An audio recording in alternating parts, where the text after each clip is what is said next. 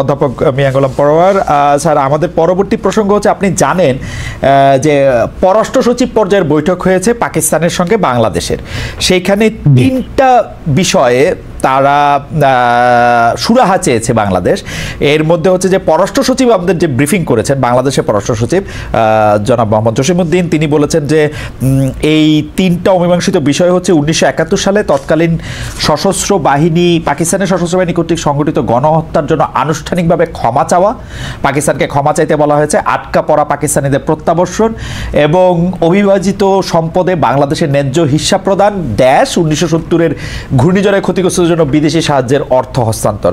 আমরা যদি তিনটা বিষয়ে জামাতে ইসলামের একটু মন্তব্য জানতে চাই, আপনি কি মনে করেন 1971 সালের ঘটনার জন্য, সশস্ত্র আক্রমণের জন্য পাকিস্তানের ক্ষমা চাওয়া উচিত রাষ্ট্র বাংলাদেশের কাছে? এইটা নিয়ে যদি আমি শুরু করতাম, বাকি দুইটাও একটু। হ্যাঁ, ধন্যবাদ। আপনি পররাষ্ট্র সচিব পর্যায়ে পাকিস্তানের সাথে বাংলাদেশের বৈঠকে উত্থাপিত চারটি প্রশ্ন খুবই গুরুত্বপূর্ণ। দীর্ঘ প্রায় 15 বছর পর দুদেশের দ্বিপাক্ষিক এই গুরুত্বপূর্ণ বৈঠক আমরা দুই দেশের দ্বিপাক্ষিক সম্পর্কের ক্ষেত্রে একটা ইতিবাচক বলে মনে করি। সেখানে যে কথাগুলো উঠেছে যে তদানীন্তন পাকিস্তানে গণহত্যার ব্যাপারে ক্ষমা চাওয়া উচিত, আটকে পড়া পাকিস্তানিদের ফেরত নেওয়া, এরপরে বলা হয়েছে যে সম্পদের ন্যায্য হিস্যার প্রশ্ন এবং ঘূর্ণিঝড়ে যে সহযোগিতা এসেছিল সেই সাহায্যের অর্থ। আমি মনে করি বাংলাদেশের পক্ষ থেকে যে প্রশ্নগুলো, যে দাবিগুলো উত্থাপিত হয়েছে সবগুলোই যৌক্তিক এবং এটার সমাধান হওয়া উচিত। এটা বাংলাদেশের মানুষের হৃদয়ের কথা, মনের কথা। আমরা জামাত ইসলামী মনে করি আমরা সাদাকে সাদা বলি, কালোকে কালো বলি।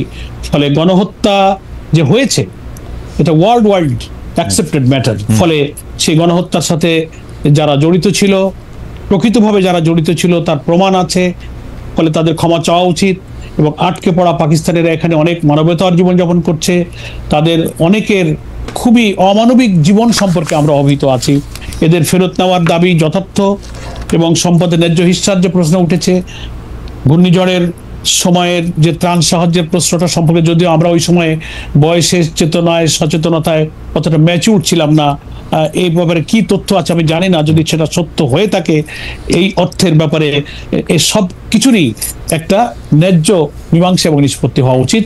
এটাকে আমি ইতিবাচকভাবে দেখি। খালিদ ভাই। জি স্যার, আপনি একদম স্পষ্টভাবে বললেন যে যেহেতু গণহত্যা হয়েছে সেটা সারা দুনিয়া জানে, সেহেতু তাদের এই অবস্থানের ক্ষেত্রে তাদের ক্ষমা চাওয়া উচিত। আটকে পড়া পাকিস্তানের প্রত্যাবর্ষণটাও একটা দাবি, ন্যায্য হিসাব প্রদান সেটি আসলে থার্ড পার্টি, মানে আমি মনে করে থাকি আমাদের যে দাবি আন্তর্জাতিকভাবে যদি এটি প্রমাণিত হয় তাহলে নিশ্চয়ই এটি দিতেও পারবে। আমি এখন যদি একটু জামায়াতে ইসলামের অবস্থান জানতে চাই, 1971 সালে জামায়াতে ইসলামীও তো, আমি বারবার এই প্রশ্ন জামায়াতে ইসলামের নেতৃবৃন্দকে আমার করতে হয় যে 1971 সালে তো জামায়াতে ইসলামীরও একটা অবস্থান ছিল। সেই অবস্থান থেকে কি জামায়াতে ইসলামী তাদের জায়গা থেকে তারা জাতির কাছে ক্ষমা চাইবে কিনা, তাদের অবস্থানটা ভুল ছিল সেরকম বলবে কিনা, তারা এটা সম্পর্কে নতুন কোনো মন্তব্য আর দিবে কিনা? আমি একটু আপনাকে মনে করে দিই, জনাব মিয়া গোলাম পরোয়ার, আমাদের জামায়াতে ইসলামীর সাবেক আমির মরহুম অধ্যাপক গোলাম আজম কিন্তু তার একটা বক্তৃতায় কাছাকাছি একটা কথা বলেছিলেন, কিন্তু সেটা তার আনুষ্ঠানিক জামায়াতে ইসলামীর একটা ক্ষমার প্রস্তাবনা কিনা, সেইটা একটা ভুল স্বীকার করা কিনা, সেটা আমরা জানি নাই এখন। এই ব্যাপারে আপনাদের দলগত অবস্থান কি অধ্যাপক? ধন্যবাদ। আপনি একটা রিয়েল হিস্ট্রি তুলে ধরেছেন। অধ্যাপক গোলাম আজম আমাদের সাবেক আমির জামাত, উনি যখন নাগরিকত্ব উচ্চ আদালতের পুনর্বহালের মাধ্যমে যখন আদালত থেকে নাগরিকত্ব সহকারে মুক্ত হলেন, তখন বায়তুল মোকাররমের উত্তর গেটে ওনাকে একটা নাগরিক একটা সম্বর্ধনা দেওয়া হয়েছিল, ঐতিহাসিক সম্বর্ধনা। সেই বক্তব্যটা নিশ্চয়ই বিং এ জার্নালিস্ট আপনি হয়তো সে বক্তব্যটা পেয়েছেন, বুকলেট আকারে সারা দেশে আমরা ছেপেছিলাম। সেখানে তিনি শেখ মুজিবুর রহমান, সরওয়ার্দী, শেরে বাংলা, জিয়াউর রহমান, মৌলানা আতাহার আলী, আরো অনেক, মৌলানা ভাসানী, বাংলাদেশের জনগণের ঐক্য, স্বাধীনতা, জাতীয় মুক্তি, এদেশের মানুষের কল্যাণে যাদের যে অবদান সব স্বীকার করেছিলেন। এবং স্বাধীনতা যুদ্ধকালে উনি খুব কর্ডিয়ালি, মানে হৃদয় খুলে বলেছিলেন যে আমরা মানুষ, আমাদের রাজনীতির নানান ভূমিকায় ভুল হতে পারে।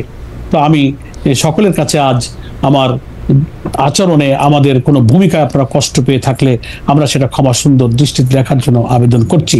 সেই বক্তব্যের বক্তব্য কিন্তু আমাদের কাছে আছে এবং সারা দেশের মানুষের কাছে সেটা গিয়েছিল। খালিদ ভাই, আমি মনে করি যে ওই সময় জামাত ইসলামী অখণ্ড পাকিস্তানের যে পক্ষ নিয়েছিল এটা তো নিশ্চয়ই সত্য, এটা একটা পলিটিক্যাল ডিসিশন। রাজনীতির পরবর্তী ইতিহাস বিশ্লেষকরা এই সিদ্ধান্তকে ভুল বলতে পারেন, এই অধিকার সবার আছে। তো সেই কনসেপশনেই কিন্তু অধ্যাপক গোলাম আজম, এই মাটি মানুষ, এখানেই তিনি জন্মেছিলেন, তার প্রেক্ষিতে রাজনৈতিক সিদ্ধান্তের ভিত্তিতে দেশের মানুষের পারসেপশন বিবেচনা করেই কিন্তু বাইতুল মুকাররমের উত্তর গেটে তিনি কিন্তু নিজের অকপট এই বক্তব্যটা তিনি দিয়েছিলেন। আমি মনে করি তার বক্তব্যের মধ্য দিয়ে সেই সময় জামাত ইসলামীর আমির হিসেবে তিনি তার বক্তব্যের মধ্য দিয়ে সেটাকে তিনি মেনে নিয়েছেন, স্বীকার করেছেন। এবং আমাদের একটা বাস্তবতা কি খালিদ ভাই, যারা বাংলাদেশে জামাত ইসলামের বিরোধিতা করে শুধু যে কোনো যৌক্তিক কারণে করে তা না, জামাত ইসলামীর কে নানান দৃষ্টিভঙ্গিতে তারা সমালোচনা, আমরা যত কথাই বলি কিন্তু জামাতকে তারা পছন্দ করতে চায় না। পলিটিক্যাল একটা ইন্টেনশন থেকে, একটা আদর্শিক জায়গা থেকে তারা কিন্তু আমরা ভূমিকার ক্ষেত্রে হ্যাঁ না বা অধ্যাপক গোলাম আজম সাহেব কি বলেছেন, আমরা যদি আরো 2-3 বার ওনার মতো করে কোনো কথা বলি, এই কথা কোনোদিন শেষ করবে না। আমার মনে হয় স্যার সমাজে কিন্তু আছে। স্যার আপনি যদি খেয়াল করেন, আপনি দেখবেন, আপনি আমার চেয়ে অনেক বেশি জানেন। বাংলা একটা প্রবাদ আছে, মায়ের কাছে মাসির বা মায়ের, না ঠিক আছে, যে ওই গল্প বলে তো আসলে লাভ নাই। কিন্তু জামাত ইসলামী কিন্তু খুব মানে আমি কি বলবো যে খুবই আর্কাইভ মেনটেন করা, খুব রেকর্ড মেনটেন করা, তাদের প্রত্যেকটা জায়গায় আমি একটা খুবই মানে কি বলবো, এটাকে একটা নিখুঁত পেশাদারত্বের আমি একটা ছাপ পাই, যার জন্য আমি জামাত ইসলামীকে সবসময় এর জন্য আমি অভিনন্দন এবং শুভেচ্ছা জানাই। আপনাদেরকে 71-এর প্রশ্ন করলে শুধু মরহুম আমিরে জামাত গোলামে আজমের কথাই শুধু বলতে হবে কেন? আপনারা একটা দলগতভাবে একটা রেজলিউশন কেন নেন না, এটা কেন বলেন না, সেটা একটু আমাদের একটু বলবেন কিনা? কারণটা হচ্ছে আমরা কিন্তু সুযোগ পাইলে আমরা দেখি জামায়াত ইসলামের নাম করে, কেন্দ্রীয় পর্যায়ে না, কিন্তু জামায়াত ইসলামের নাম করে আক্রমণ করা, 71 সালকে আক্রমণ করা, স্বাধীনতা যুদ্ধকে ঠিক ওন না করা, মানে কি বলবো। আপনার নিশ্চয়ই মনে আছে, আমরা যেহেতু গোলাম আজম সাহেবের কথা বললাম, তার বড় ছেলেও আয়নাঘর থেকে মুক্তি পেয়ে এসে প্রথম কথা বললেন যে আমরা জাতীয় সঙ্গীতটি বদলে দিতে চাই বা এই জাতীয় সঙ্গীত চাই না। পরে জামায়াতকে আবার বলতে হইলো যে না, আমরা আসলে এই জাতীয় সঙ্গীত, মানে এই অবস্থানটা একটা রেজলিউশন নিয়ে একটা পরিষ্কার করে মাফ করবেন, পরিষ্কার করে বললে এইটা কি জামায়াতে ইসলামীর রাজনৈতিক একটা পরাজয় হবে বলে আপনারা মনে করেন? মানে গোলাম আজম সাহেবের বক্তব্যটাই আপনারা যদি একটা রেজলিউশন নিয়ে পরিষ্কার করে বলেন, কোনো যদি কিন্তু তবে ছাড়া, জানাব বিয়াঙ্গলা না, যদি না, ধন্যবাদ খালিদ ভাই। আমরা মনে করি যদি প্রয়োজন হয়, আমরা তো বারবার কথা বলেছি এবং আমার মনে আছে যে আমাদের সম্মানিত বর্তমান আমির ডক্টর শফিকুর রহমানও ঠিকানাতে আপনার সঙ্গে সাক্ষাৎকারে এই প্রশ্নে কিন্তু উনি চমৎকার আপনার প্রশ্নের জবাব দিয়েছিলেন, উনি বক্তব্য রেখেছিলেন। এবং আমরা মুক্তিযুদ্ধ, বাংলাদেশের স্বাধীনতা, বীর মুক্তিযোদ্ধাদের বীরত্বপূর্ণ সংগ্রামের কথা আমাদের বাংলাদেশ জামাত ইসলামের গঠনতন্ত্রের ভূমিকায় পরিষ্কার করে ডিক্লারেশন দিয়ে বলেছি।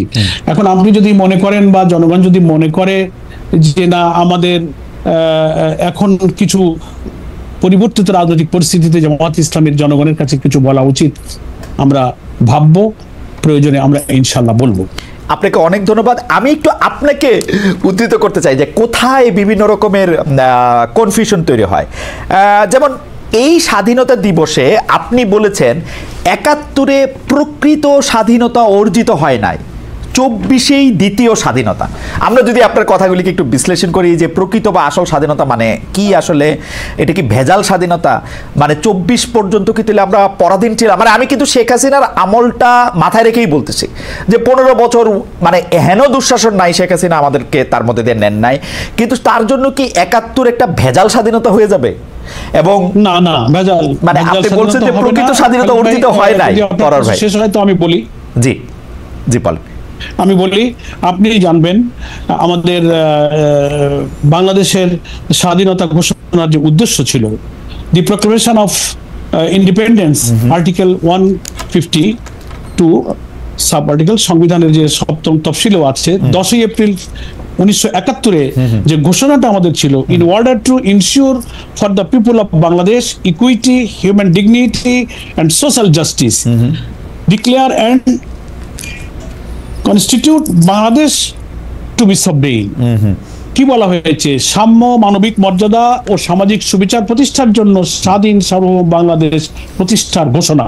এই যে ঘোষণা দিয়ে, এটাই তো মুক্তিযুদ্ধের প্রকৃত চেতনা, স্বাধীনতার মূল লক্ষ্য এখানে কিন্তু বিধৃত হয়েছে। তো এখন আমাদের 72 সালে 4 নভেম্বর কিন্তু গণপরিষদে এই সংবিধান পাশ হয়েছে। এখন আমাদের সংবিধানে কিন্তু এই মুক্তিযুদ্ধের এই চেতনার কথা, লক্ষ্যের কথা বলা হয়েছে। আমরা বলেছি এই সেন্সে যে স্বাধীনতার 53 বছর পরে আমাদের মানুষের মধ্যে সেই সাম্য, সেই হিউম্যান ডিগনিটি, সেই সোশ্যাল জাস্টিস এখনো এদেশের মানুষ পায়নি।